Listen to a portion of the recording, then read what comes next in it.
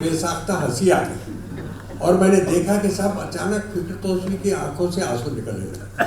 तब मुझे पता चला कि तंज क्या होती है और मिजा क्या होता है। तंज और मिजा का फर्क मुझे तब मालूम हुआ कि किस तरह रिलेट करते हैं। साहब आज का तंज और मिजा का मामला जरा पतला भी है। आजकल हाल अच्छा नहीं है तंज और मिजा का, यही नहीं बल्कि सारी दुनिया में इतनी मसरूफ ज़िंदगी हो गई है कि मैं बता नहीं सकता कि बात करने की तंज़ो मिज़ा जो है फरागत और फुर्सत की देन होती है। ये दोनों अगर न मिले तो वो कहाँ से, इतनी तेज़ रफ्तारी आ गई है आज के दौर में, हर आदमी भागा चला जा रहा। मुझे दिल्ली दूरदर्शन में एक न्यूज़ रीडर ऊपर मिल गए, कॉरिडोर में जा रहे थे, शरद की वजह से मेरा आना जाना बहुत होता था। वो मुझे मिल गए रास्ते में, वो जा रहे न्यूज़ पढ़ने के लिए जा रहा हूँ। मैंने उनको एक लतीफ़ा सुना दिया। अब वो कहने लगे कि यार इस वक्त मैं बहुत जल्दी में हूँ, तुम्हारे लतीफ़े पे अब नहीं हंस सकता, कल जाके घर पे हंसूंगा या नहीं हंस सकता। तो फिर वो गए वहाँ न्यूज़ पढ़ने के लिए गए तो उनको मालूम हुआ वो उसी दिन किसी VIP की मौत हो गई थी। अब वो पढ़ने लगे जब तो उनको लतीफ़ा तब याद आया तो VIP की मौत पे वो हंसते हुए उन्होंने वो पढ़ दिया। तो मुश्किल ये है कि कभी कभी जहाँ हमें हंसना चाहिए वहाँ रो देते हैं और जहाँ रोना चाहिए वहाँ हंस देते हैं। तो मैं मेरा नहीं लूँगा, मैं एक हल्के फुल्के दो मज़ामीन अपना पेश करूँगा। मैं जी रंजीत ने कहा कि साहब आप 30 मिनट या उसमें वो करें, तो मैं हतल इम्कान कोशिश करता हूँ। मैं साहब कुछ वाक़यात पे बेस करके मैं लिखता रहा हूँ कुछ ना कुछ। दिल्ली एक दफ़ा बम्बई में सुरसिंगार यहाँ मैंने मतलब सुरसिंगार संसद की तरफ से वो हुआ था, तंज़ो मिज़ा की एक महफिल हुई थी, उसमें मुझे बुलाया गया था, मुझे जाना था। मैं बॉम्बे एक दिन पहले पहुंच गया तो मैंने शाम के अखबार में पढ़ा कि रेल मंत्री ने एक आम मुसाफिर की तरह वहाँ बम्बई में सफ़र किया। तो मैं गया वहाँ जहाँ ठहरा था, वहाँ मैंने कहा कि साहब कल दूसरे दिन रेल मंत्री ही उसके महफिल की सदारत करने वाले थे, उसी महफिल की। तो मैंने कहा कि साहब मैं उनसे कहा कि मैंने आज एक मजमून मुझे अभी लिखूंगा, मैं कल के जलसे के लिए मुझे सूझा। तो मैंने एक मजमून लिखा, रेल मंत्री मुसाफिर बन गए। ये एक तरह की फैंटेसी है, और जब मुसाफिर बन के रेल मंत्री ने जो सफ़र किया तो जो हशर हुआ होगा उसका एक हाल आपको मैं सुनाता हूँ। इसका उन्वान है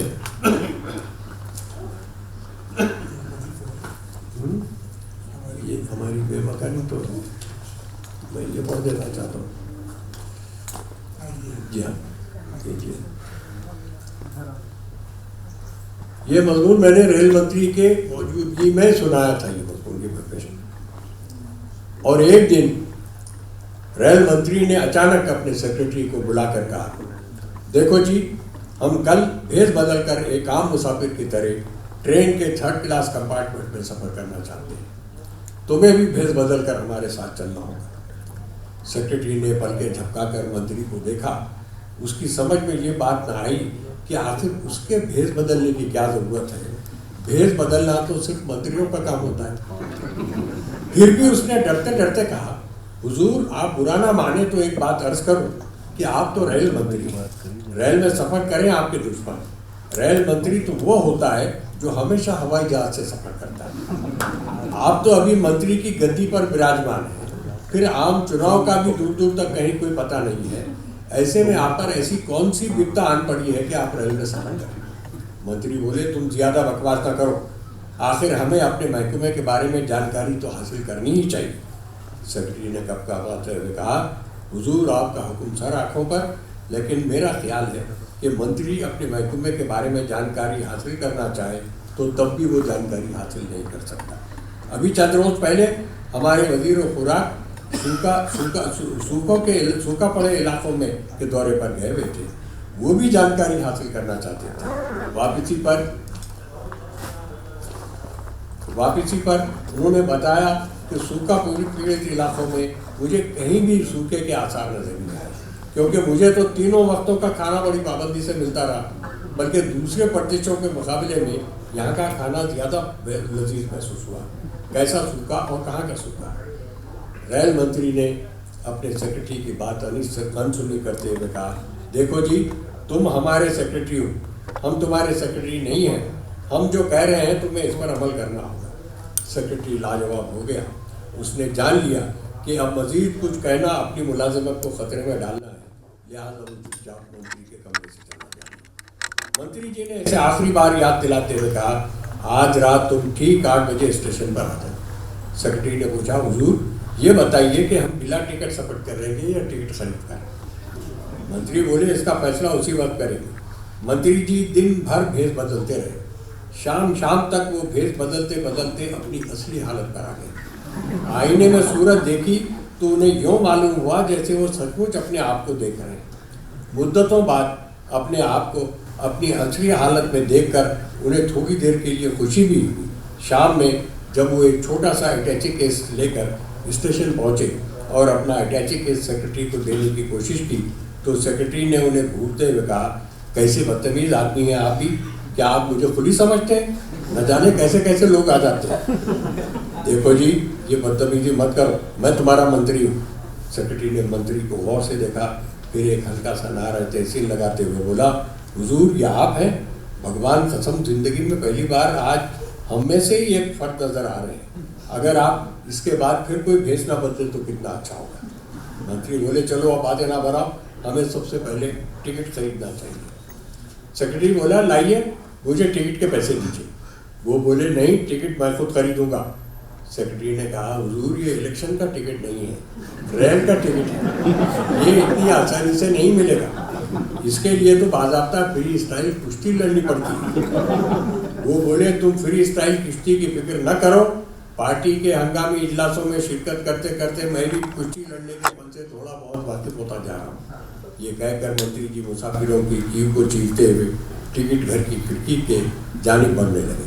लोगों ने शोर मचाया, महाशय जी क्यू में आ जाइए, हम यहाँ घंटे भर से खड़े हैं, आप कहाँ आगे बढ़ रहे हैं? वो बोले, जब सारा देश आगे बढ़ रहा है तो मुझे भी आगे बढ़ने का हक है। जिंदगी तो हरदम आगे बढ़ने का नाम है। वो आगे बढ़ना ही चाहते थे कि 4-5 मुसाफिरों ने उन्हें पीछे ढकेलते हुए कहा, महाशय जी जिंदगी में ज़रूर आगे बढ़िए, लेकिन ये तो क्यू है, यहाँ आदमी 1 घंटे में 1 इंच का फासला तय करता है, क्या आप इतना भी नहीं जानते? उनका सेक्रेटरी बड़ा होशियार आदमी था। मंत्री जी का सेक्रेटरी बनने से पहले वो ट्रेनों में सफ़र करने का तजुर्बा रखता था। उसने क्यू में आगे जाकर किसी से बात की, फिर मंत्री जी को अलग ले जाकर उसने कहा, मैंने क्यू में आगे ठहरने का बंदोबस्त कर लिया, अगर आप फी का 1 रुपया दें तो अगले 2 आदमी अपनी जगह छोड़ने के लिए तैयार। मंत्री जी बहुत खुश हुए और बोले, वाह ये तो बड़ा अच्छा इंतजाम है, हमें ये मालूम ही नहीं था कि रेलवे एडमिनिस्ट्रेशन ने आवाम की सहूलत के लिए ये बंदोबस्त भी कर रखा है। मंत्री जी ने 2 रुपये दिए और थोड़ी देर बाद मंत्री अपने सेक्रेटरी के साथ क्यू में आगे पहुँच गए। वहाँ लेकिन वहाँ टिकट फरोख्त करने वाला कोई भी नहीं था। मंत्री जी ने पूछा, टिकट फरोख्त करने वाला क्लर्क कहाँ है? किसी ने कहा, जो क्लर्क अब तक यहाँ टिकट फरोख्त कर रहा था उसकी ड्यूटी ख़त्म हो चुकी है, अब वो टिकट फरोख्त नहीं करेगा, उसकी जगह नया क्लर्क आएगा और जिस क्लर्क को यहाँ आना है उसने अभी फ़ोन पर इत्तला दी है कि वो अपने मोहल्ले के बस स्टैंड की क्यू में खड़ा बस का इंतज़ार कर रहा है। बस की क्यू में जैसे ही उसे टिकट मिलेगा वो स्टेशन पहुँचेगा और हमें इस क्यू से निजात दिलाएगा। मंत्री बोले, गोया हमें उस वक्त तक रेल का टिकट नहीं मिल सकता जब तक कि रेलवे क्लर्क को बस का टिकट ना मिल जाए। सेक्रेटरी ने कहा, हुजूर हमारे मुल्क के सारे काम क्यू में तय पाते हैं और आदमी दिन भर एक क्यू में से निकलकर दूसरी क्यू में जाता रहता है, इसीलिए तो हमारे मुल्क में सोशलिज्म के आने में देर हो रही है। इसी असना में रेलवे का क्लर्क आ गया। मंत्री जी ने फौरन अपना हाथ खिड़की में डाल दिया। क्लर्क ने पूछा, आपको कहाँ का टिकट चाहिए? मंत्री ने पूछा, ये गाड़ी कहाँ तक जाएगी? तो क्लर्क बोला, अगर रास्ते में कोई हादसा पेश ना आए तो ये बम्बई तक जाएगी। मंत्री बोले, तब तो मुझे बम्बई के 2 टिकट दीजिए। मंत्री जी और उनका सेक्रेटरी टिकट लेकर तेज कदमों से चलते हुए प्लेटफॉर्म पर आ गए। गाड़ी तैयार खड़ी थी। मंत्री जी एक डिब्बे के सामने पहुंचकर खड़े हो गए और दरवाजे के रास्ते से इसमें दाखिल होने की कोशिश करने लगे। सेक्रेटरी ने कहा, सरकार आप गलत रास्ते से डिब्बे में दाखिल हो रहे हैं। मंत्री ने कहा, मगर डिब्बे में जाने का रास्ता तो यही है। सेक्रेटरी ने कहा, हुजूर 3rd क्लास के डिब्बे में दरवाज़ा सिर्फ इसलिए लगाया जाता है कि इसके रास्ते से डिब्बे के अंदर हवा आती जाती रहे। दरवाजे को लोग सिर्फ इमरजेंसी में इस्तेमाल करते हैं, वरना डिब्बे के अंदर दाखिल होने का सही रास्ता तो वो खिड़कियाँ हैं जो इस जो इस डिब्बे में जगह जगह लगाई गई है। मंत्री जी फौरन खिड़की के सामने पहुंचे। सेक्रेटरी ने कहा, हुजूर आप मुझे उठाकर अंदर फेंक दीजिए। मंत्री बोले, मगर डिब्बे में तो कोई जगह नहीं है। सेक्रेटरी बोला, आप फिक्र ना करें सर, रेल के डिब्बे में बड़ी गुंजाइश होती है, सिमटे तो दिल है आशिक, फैले तो जमाना है। दरिया को कोजे में यही बंद किया जाता है। आप यकीन करें कि इस एक डिब्बे में हमारे एक गांव की पूरी आबादी समा सकती है। मुसाफिर को गांव में सिर्फ पाँव रखने की जगह मिल जाए तो समझिए कि उसका पूरा खानदान में सामान अंदर आ सकता है। आप घबराइए नहीं, बल्कि पूरी बेदर्दी के साथ मुझे अंदर ढकेल दीजिए, वरना गाली छूट जाएगी। मंत्री ने फौरन अपने सेक्रेटरी को उठाया और उसे गठरी की तरह खिड़की में रख दिया। इसके साथ ही डब्बे के अंदर शोर और बर्पा हो गया, बाहर निकालो इसे, डिब्बे में जगह कहाँ है, हमारे सरों पर बैठेगा क्या? आन की आन में पूरा डिब्बा सेक्रेटरी के खिलाफ सीना से पर हो गया। उसे सारे मुसाफिर उसे बाहर ढकेलने लगे और मंत्री जी उसे अंदर। मंत्री जी को यह भी याद ना रहा कि वो उनका सेक्रेटरी है। उस वक्त तो उनके अंदर सिर्फ इंतकाम की आग भड़क उठी थी। वो चाहते थे कि किसी तरह सारे मुसाफिरों को शिकस्त दे और अपने सेक्रेटरी को अंदर ढकेल कर दम दे। इसी कोशिश में उन्होंने अपने कंधे से जोरदार धक्का अपने सेक्रेटरी को दिया और सेक्रेटरी डब्बे के अंदर पहुंचकर एक मुसाफिर के सर पर चढ़कर बैठ गए। मुसाफिर चिल्लाया, अभी इधर किधर बैठता है, अभी हट, हम यहाँ बैठा ला। इस पर सेक्रेटरी एक और मुसाफिर की पीठ पर सवार हो गया। इसने पीठ उछाली तो वो एक बुढ़िया की गोद में जाकर गिर गया। सेक्रेटरी उस वक्त तक तकरीबन नींद बेहोश हो गया था। बुढ़िया ने उसे डांटने की कोशिश की तो सेक्रेटरी बड़ी मिन्नत से बोला, माई इस सारी डिब्बे में मुझे माँ की गोद ही सबसे ज्यादा महसूस नजर आ रही है। बुढ़िया बोली, चल हट, तू अगर मेरी गोद में बैठेगा तो मेरा बेटा और उसके 10 बच्चे कहाँ बैठेंगे? सेक्रेटरी को बराबर वाले मुसाफिर की गोद खाली नजर आई तो उसने पूछा, भैया जी क्या आपकी गोद में पहले ही से कोई बैठा हुआ है? मुसाफिर बोला, देखते नहीं मेरी गोद में 2 रुमाल रखे हुए, ये दोनों मुसाफिर अभी चाय पीने के लिए। सेक्रेटरी संभलते संभलते खिड़की तक आ गई। मंत्री जी खिड़की के रास्ते अंदर आने के लिए मुंतज़िर खड़े थे।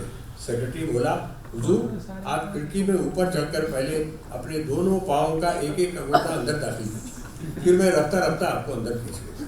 मंत्री ने कहा, मगर अंदर जगह कहाँ है? सेक्रेटरी बोला, हुजूर ये सब कारीगर हैं। पुराने ज़माने में जब हमारे कारीगर मलमल का पूरा एक थान एक अंगूठी में से गुजार दिया करते थे, तो क्या आप हमें खिड़की में से मंत्री को नहीं गुजार सकते? आप चिंता न करें, रेल की खिड़की बहुत कुशादा होती है। मेरा दावा है कि ज़रूरत पड़ने पर मैं सारी रेलगाड़ी को इंजन समेत इस डिब्बे की खिड़की में से गुजार सकता हूँ। ये सब तसव्वुफ का मसला है। खतरा समंदर में जा मिलता है और कभी खतरा खुद समंदर, कभी समंदर खुद एक खतरे में मिल जाता है। इतने में रेल ने सीटी बजाई। मंत्री जी फौरन खिड़की पर चढ़ गए और अपने दोनों पाँव खिड़की में से अंदर दाखिल कर दिए। सेक्रेटरी ने फौरन मंत्री के पाँव पकड़ लिए और पूरा जोर लगाकर उन्हें अंदर खींचने लगा। इसी असना में मुसाफिरों की एक भीड़ एक रीली की शक्ल में उसके सामने से गुजर गया। वो गिरते गिरते बचा। उसे मंत्री जी नज़र नहीं आ रहे थे मगर उनके पाँव जरूर नजर आए थे। वो मंत्री जी के पाँवों को बहुत अच्छी तरह पहचानता था, इसलिए कि मुख्तलिफ गलतियों के बाद उसे इन पाँवों को छूने की ज़रूरत पेश आती थी। इसे इन पाँवों से मोहब्बत भी थी और नफरत भी। जैसे ही इसे मंत्री जी के पाँव फिर नजर आए, उसने झपट कर उन्हें पकड़ लिया और झटका देकर जोर जोर से खींचने लगा। फिर पुकार कर बोला, सर ये बताइए आप कहाँ तक अंदर आ गए? दूर से आवाज़ आई, बस टखनों तक अंदर आ गया हूँ। सेक्रेटरी ने कहा, बस आप फिक्र न कीजिए, आप आधे अंदर आ जाए तो फिर दुनिया की कोई ताकत आपको अंदर आने से नहीं रोक सकती। इसी असना में गाड़ी चलने लगी और सेक्रेटरी ने अपनी बात पूरा जोर लगाकर मंत्री जी को अंदर खींच लिया। मंत्री ने अंदर पहुँचते कहा, मैं अंदर आ गया हूँ, अब मेरे पाँव छोड़ दो। सेक्रेटरी बोला, पाँव कैसे छोड़ूं सरकार? मेरी दोनों बगलों में इस वक्त 2 मुसाफिर आ गए। मेरी गर्दन पर एक और मुसाफिर का पाँव रखा हुआ है, जो ऊपर बर्थ पर रखे हुए संदूक और संदूक पर रखे हुए अटैचिंग केस और अटैचिंग केस पर रखे हुए होल्ड ऑल पर चढ़ना चाहता है। आप इसी तरह लेटे रहें जब तक मैं इस शिकंजे से आज़ाद न हो जाऊँ, उस वक्त तक मैं आपके चरणों में रहना चाहता हूँ। मंत्री की आवाज़ आई, मगर बेवकूफ़, इस वक्त मेरे सीने पर 2 मुसाफिर बैठ गए। सेक्रेटरी बोला, थोड़ी देर सब्र कीजिए, गाड़ी चलने लगेगी तो सब ठीक हो जाए। फिर गाड़ी चलने लगी। थोड़ी देर बाद मंत्री जी नीचे से निकल आए और एक गठरी पर बैठ गए। सेक्रेटरी ने उन्हें देखा और उन्होंने सेक्रेटरी को। मंत्री जी के शर्ट की एक आस्तीन कंधे से फटकर बिल्कुल गायब हो गई थी, अलबत्ता सीधे हाथ में एक आस्तीन जरूर मौजूद थी। मंत्री बोले, एक आस्तीन का शर्ट अच्छा नहीं मालूम हो रहा है, क्यों ना मैं दूसरी आस्तीन भी फाड़ दूं? सेक्रेटरी बोला, ऐसी गलती न कीजिए सरकार, बाद में डब्बे से उतरते वक्त आपको एक और आस्तीन की जरूरत पेश आएगी। उतरते वक्त आपके शर्ट में फटने के लिए कुछ तो बाकी रहना चाहिए। मंत्री जी के समझ में क्या ये बात आ गई, क्यों भी डिब्बे में सवार होने के बाद उनकी समझ काफ़ी बेहतर हो गई थी। जिंदगी में पहली बार मंत्री जी 3rd क्लास के डिब्बे में एक आम मुसाफिर की तरह सफ़र कर रहे थे। वो इस सफ़र से लुत्फ उठाना चाहते थे। उन्होंने सारे डिब्बे में हैरत से नज़र डाली। पूरा डिब्बा एक जान हजार खाली बन गया था।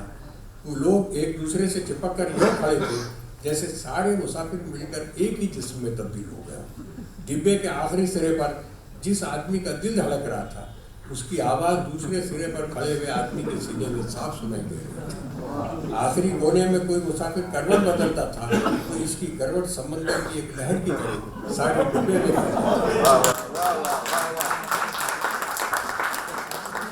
और सारे डिब्बे में हलचल सी पैदा हो जाती थी। मशरिकी दरवाजे से हवा का झोंका जब जोर से दाखिल होता था तो डिब्बे में हवा के लिए जगह फराहम करने की गरज से मगरिबी दरवाजे में खड़ा हुआ मुसाफिर डिब्बे से बाहर लहराने लगता था। इसी असना में एक मुसाफिर के पाँव पर संदूक गिर गया तो इस चोट का कर सारे मुसाफिरों के जिस्म में दौड़ने लगा। मंत्री जी ने थोड़ी देर के लिए सोचा कि अगर हमारी सारी कौम इसी तरह मुत्तहिद हो जाए तो मुल्क क्या से क्या हो जाएगा। मंत्री जी ने देखा कि एक मुसाफिर बर्थ पर अपनी कोहनियाँ टिकाए खड़ा है और उसके अतराफ दूसरे मुसाफिर बेल की तरह लिपट गए हैं। उसका सर बर्थ पर रखे हुए होल्डॉल के नीचे दब गया है और इसकी ठुड्डी के नीचे एक और मुसाफिर का सर आ गया है। लिहाजा वो अपनी गर्दन एक तरफ को मोड़ कर खड़ा है। ऊपर बर्थ पर एक मुसाफिर ने सिगरेट जला लिया है और वो बार बार सिगरेट की राख इस मुसाफिर के कान में जा रहा है। तो मंत्री जी ने जिंदगी में पहली मर्तबा कान को बतौर एस्टे इस्तेमाल होते हुए जिस मुसाफिर के कान में राख ढाली जा रही थी वो कुछ नहीं कह सकता था क्योंकि उसका हलक एक मुसाफिर की गोली में फंसा था। जब ऊपर बैठे हुए मुसाफिर ने काफी रात झाड़ने के बाद उसके कान में सिगरेट बुझाने की कोशिश की तो वो दर्द के मारे चीख उठा मगर फिर भी अपनी जगह से नहीं हिला। सामने दो मुसाफिर एक दूसरे में पैवस्त होकर खड़े थे। दोनों को सिगरेट नोशी की तलब हुई तो दोनों ने एक साथ अपने अपने हाथ अपनी अपनी पतलूनों की जेब में दाखिल किए। वहाँ से सिगरेट की डिब्बियाँ निकल आई तो दोनों हैरान रहे। एक ने कहा मैं तो 4 मीनार सिगरेट पीता हूँ, ये बर्कले की डिब्बियाँ मेरी जेब में कैसे आ गई। दूसरे ने कहा मैं तो बर्कले पीता हूँ, ये 4 मीनार की डिब्बियाँ कहाँ से आई। दोनों ने हैरान होकर अपने हाथ फिर जेबों में दाखिल किए मगर जब उनकी नज़र अपने हाथों पर पड़ी तो पता चला कि दोनों के हाथ एक दूसरे की जेबों में जा रहे हैं। दोनों मुस्कुरा कर बोले ठीक है मेरी पतलून तुम इस्तेमाल करो और तुम्हारी पतलून मैं इस्तेमाल करता हूँ। इसी असना में एक मुसाफिर दूसरे मुसाफिरों के सरों पर से चलता हुआ डिब्बे के बैतुल खला के पास पहुंचा। उसने बैतुल खला के दरवाजे पर जोरदार भूसे रशीद करना शुरू कर दिए। इतने में 3-4 मुसाफिरों के अंदर से आवाज़ें आई, कौन है? हाँ मुसाफिर बोला बाहर निकलो मैं अंदर आना चाहता हूँ। अंदर से कई मुसाफिर बोल उठे किसी और बैतुल खला की तरफ जाओ, ये बैतुल खला तो रिजर्व है। मुसाफिर बोला बैतुल खला कैसे रिजर्व हो सकता है? अंदर से आवाज़ आई हम लोग पेचिश के मरीज हैं और हमने मुसाफिर लाजवाब हो गया और फिर लोगों के सरों पर से चलता हुआ डिब्बे के पटके से लटक गया। किसी ने कहा भाई पंखा चलाओ बड़ी गर्मी हो रही। दूसरे मुसाफिर ने पंखे का स्विच ऑन किया दिया। इसके जवाब में पंखे की पत्तियों में तो कोई हरकत पैदा नहीं हुई, अलबत्ता पंखे के अतराफ जाली का जो खौल होता है वो दाएं से बाएं और बाएं से दाएं हिलने लगा और इसके साथ ही वो मुसाफिर भी जो पंखे से लटक कर खड़ा हो गया था वो भी झूलने लगा। लटकने वाले मुसाफिर ने चीख कर कहा बदतमीजों पंखा बंद कर दो, इसकी पत्तियां तो नहीं घूम रही हैं, हवा आने का कोई सवाल ही नहीं हो रहा था पैदा होता, सिर्फ खौल हिल रहा है और खौल के साथ मैं भी हिल रहा हूँ।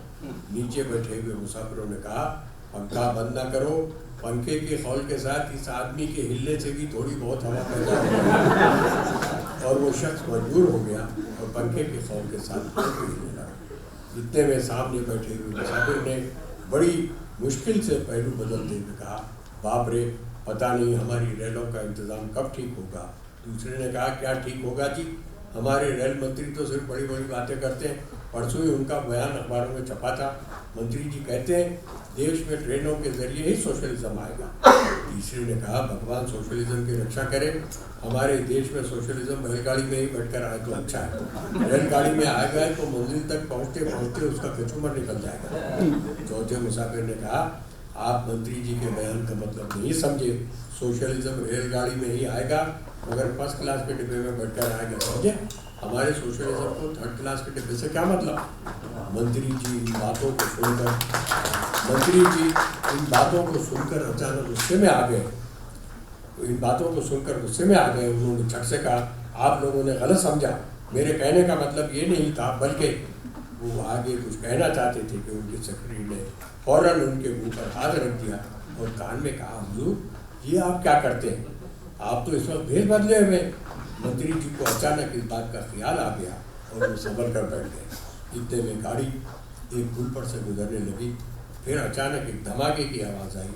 मुसाफिरों की चीखों पुकार से सारा माहौल गूंज गया और ट्रेन दरिया में गिरने लगी। मंत्री जी घबराकर फौरन अपने सेक्रेटरी से निपट गए, मगर सेक्रेटरी ने उन्हें बड़े ढकेलते हुए कहा, अब मेरे करीब ना आओ, अब मेरे करीब ना आओ, मरने का वक्त आ गया।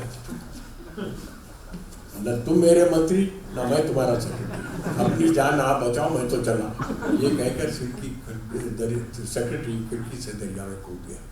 मंत्री जी ने भी एक जोरदार चीख मारी और इस चीख की आवाज़ से उनकी आंख अचानक खुल गई। आंखें खोलकर देखा तो पता चला कि वो तो अपनी ख्वाबगाह में एक आरामदेह बिस्तर पर लेटे हुए और दूर से किसी मुर्ग के बांग देने की आवाज़ आ रही। मंत्री जी को फिर बड़ी देर तक नींद न आई। इस डरावने ख्वाब को देखकर उनकी तबीयत बोझल हो गई थी। दूसरे दिन वो अपने दफ्तर गए तो उनका मूड काफ़ी ख़राब था। उनका सेक्रेटरी जैसे ही उनके कमरे में दाखिल हुआ, उन्होंने गरज कर कहा, तुम इसी वक्त मेरे सामने से चले जाओ, मुझे तुम जैसे नमक हराम सेक्रेटरी की जरूरत नहीं, तुम आज से डिसमिस किए जाते हो, निकल जाओ यहाँ से। सेक्रेटरी बोला, मगर मेरा कसूर। मंत्री बोले, मैं कुछ नहीं सुनना चाहता, निकल जाओ मेरे सामने से। और सेक्रेटरी चुपचाप मंत्री जी के कमरे से बाहर निकल आया। उसे यूँ लगा जैसे वो सचमुच को डरावना ख्वाब देख रहा है।